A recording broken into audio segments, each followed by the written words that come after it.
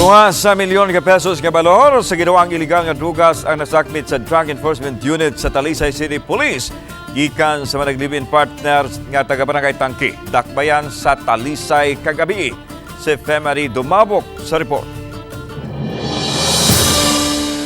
Bilana og duha ka semana ang pagpaniid sa mga sakop sa Drug Enforcement Unit sa Talisay City Police nga misangpot sa pagkasikop sa 35 anyos nga si Freya Alima alias Aye kinsa may subject sa operation.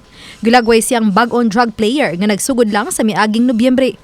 Apan tungod sa kadako sa mabaligya niyang ginadiling droga sa tangke o sa silingang mga barangay, gila na siya nga high-value individual. Si Aye mo'y gitumbok nga gigikanan sa illegal nga droga sa pipila ka mga tao nga nasikop sa Talisay City Police.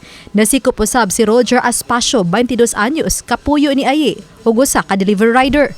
Mobalor sa kapin sa tunga sa milyon ka pesos ang nasakmit nga balor sa illegal nga drogas gikan sa duha. Samtang sa Ormoc City sa Leyte, duha ka high-value drug personalities ang nasikop sa mga sakop sa Drug Enforcement Group ug sa Ormoc City Police atol sa buy-bust operation nga ilang gilusad sa Purok Violeta, Barangay North, Ormoc City. Pasado las 11 Huwebes sa gabi, Pebrero 1, nalakip sila sa talaan sa PDEA 8 ug sa kapulisan. Nasakmit gikan sa ilang posisyon ang gidahang shabu nga mitimbang og 55 gramos nga gibanabanang mobalor sa 374,000 pesos. Oban ni Clans Gabutin, Femery Dumabok. Balitang Bisdak.